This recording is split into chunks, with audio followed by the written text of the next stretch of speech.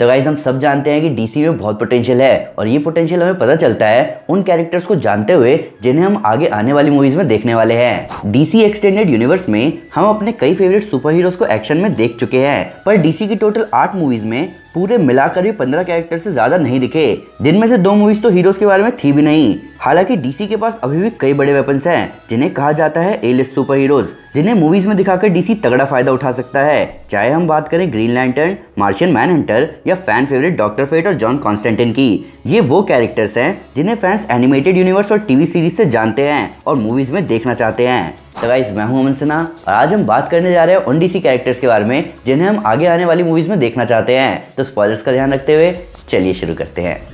जब हम बात करते हैं बड़े सुपर हीरोज की तो आज से 10-15 साल पहले सिर्फ सुपरमैन, बैटमैन, स्पाइडरमैन और हल्क का ही नाम आता था। कोर कॉमिक बुक रीडर्स के अलावा उन सुपर हीरोज को कोई भी नहीं जानता था जिन्हें आज सुपर हीरो फैंस मूवीज के थ्रू जानते हैं। हालांकि डीसी इन मामलों में थोड़ा एक्टिव रहा है, चाहे हम बात करें जस्टिस लीग एनिमेटेड सीरीज की या हम बात करें इनजस्टिस या बैटमैन आर्खम जैसे पॉपुलर वीडियो गेम्स की। इन कुछ कोशिशों की वजह से ही कई सारे डीसी कैरेक्टर्स उन फैंस की नज़र में आते रहे जो कि कॉमिक बुक्स नहीं पढ़ते थे। इसीलिए मैं कई बार कहता हूँ कि अगर डीसी चाहे तो वो आराम से किसी भी सिनेमैटिक यूनिवर्स को प्रॉपर टक्कर दे सकता है बिना ज़्यादा एफर्ट लगाए।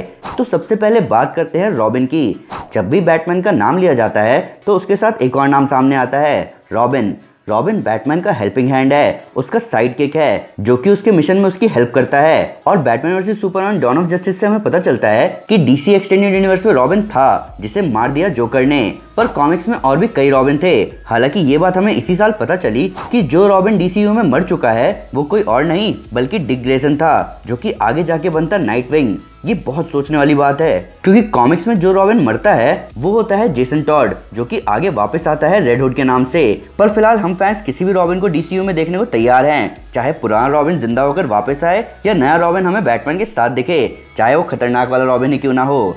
रॉबिन के बाद बात करते हैं ब्लू बीटल की। रॉबिन की तरह ब्लू बीटल बेशक बहुत फेमस ना हो, पर ब्लू बीटल एक इंपॉर्टेंट सुपर हीरो है जिसको आपने देखा होगा डीसी की यंग जस्टिस एनिमेटेड सीरीज में। जेमी रेज एक हिस्पैनिक अमेरिकन लड़का होता है जिसे ब्लू बीटल का हाईटेक एलियन गियर मिलता है, जिसके बाद वो कहलाता है ब्लू बीटल। वैसे डीसी में एक ही ब्लू बीटल नहीं है, पर जेमी रेज अभी का ब्लू बीटल है। वो फियरलेस है, सेल्फलेस है और अपने जबरदस्त कॉस्ट्यूम और कॉमेडी के साथ वो कॉमिक बुक फैंस का फेवरेट है। इन सब के ऊपर रिसेंटली रूमर्स ये भी सामने आए कि वार्नर ब्रोस स्टूडियोज में ब्लू बीटल पर काम शुरू होने वाला है।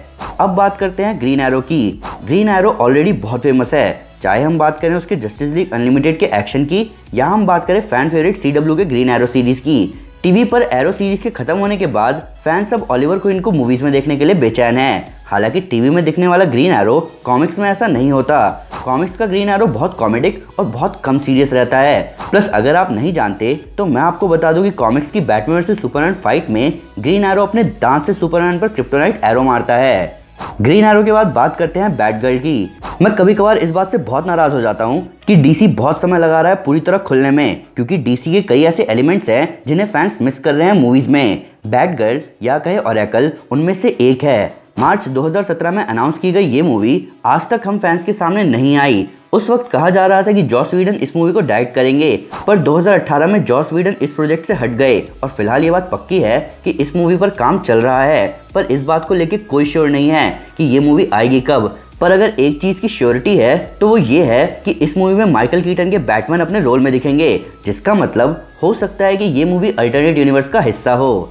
अब बात करते हैं जॉन कॉन्स्टेंटिन की। आपको ये बात जानकर हैरानी होगी, पर फिलहाल डीसी में कई सारे प्रोजेक्ट्स पर काम चल रहा है, मार्वल से भी ज्यादा प्रोजेक्ट्स पर, जिनमें से एक प्रोजेक्ट है जॉन कॉन्स्टेंटिन। हेलब्लेजर यानी कि जॉन कॉन्स्टेंटिन एक डार्क आर्ट्स एक्सपर्ट है जो कि अपनी जान को बचाने के लिए किसी भी हद तक जा सकता है, चाहे इसके लिए उसको किसी की आत्मा ही क्यों ना बेचनी पड़े।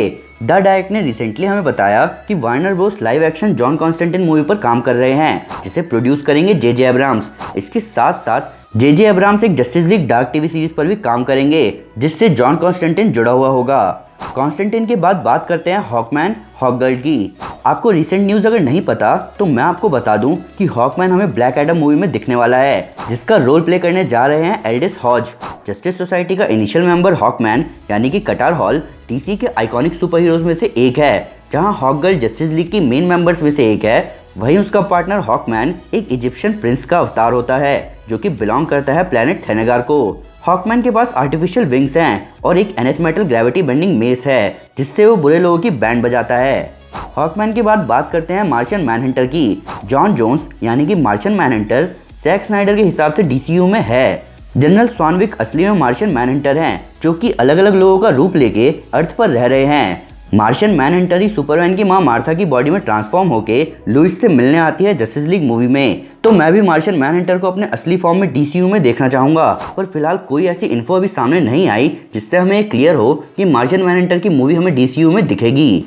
इसके बाद बात करते हैं डॉक्टर फेट की। तो बेसिकली मार्वल और डीसी ने कॉमिक्स में अपने कैरेक्टर्स के साथ जो किया वही अब मूवीज में भी हो रहा है।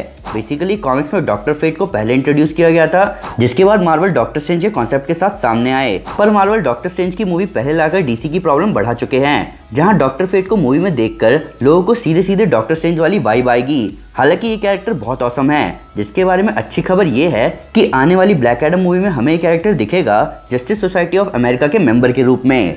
लास्ट में बात करते हैं ग्रीन लैंटर्न की। मेरे हिसाब से ग्रीन लैंटर्न इंपॉर्टेंट है। ग्रीन लैंटर्न ही क्या, बल्कि पूरा ग्रीन लैंटर्न कॉर्प इंपॉर्टेंट है। डीसी कॉमिक्स में बेसिकली स्पेस अलग अलग सेक्टर में बटा हुआ है और हर सेक्टर को गार्ड करने की जिम्मेदारी एक लैंटर्न की होती है। तो ये सोचने वाली बात है कि डीसीयू के अर्थ के स्पेस सेक्टर का ग्रीन लैंटर्न कहाँ है। बेसिकली डीसी इस प्रोजेक्ट पर साल 2014 से ही काम कर रहा है। हालांकि उस इन्फो के हिसाब से इस साल हमें ग्रीन लैंटर्न मूवी दिख जानी चाहिए थी, पर अभी इसके बारे में कोई अपडेट नहीं है। पर ग्रीन लैंटर्न एक इंटरेस्टिंग कैरेक्टर है, जिसे प्रॉपर्ली हैंडल किया जाए तो इससे डीसी को बहुत फायदा हो सकता है। तो ये सब लिटरली बहुत ऑसम कैरेक्टर्स हैं जिन्हें हम आने वाली डीसी मूवीज में एक ना एक पॉइंट पर जरूर देखेंगे।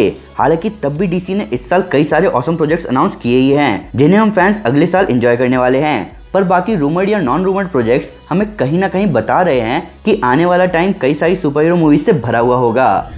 तो गाइज ये थी वीडियो उन जबरदस्त कैरेक्टर्स की जिन्हें हम फैंस डीसी मूवीज में देखना चाहते हैं। पर फिर भी अगर उससे कोई डिटेल मिस हो गई हो या आपके उसको नया फैक्ट है इस वीडियो से रिलेटेड तो प्लीज़ हमें कमेंट में ज़रूर बताएं।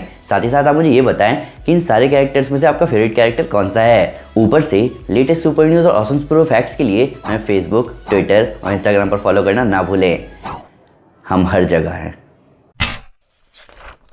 तो गाइस अगर आप इन सभी कैरेक्टर्स को कॉमिक्स में देखना चाहते हैं तो मैं आपको हमारी इनजस्टिस गॉड्स अमंग अस कॉमिक सीरीज रेकमेंड करूंगा।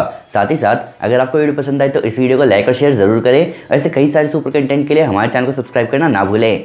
Thank you guys, this is Aman Sinha and you are super super. Piece.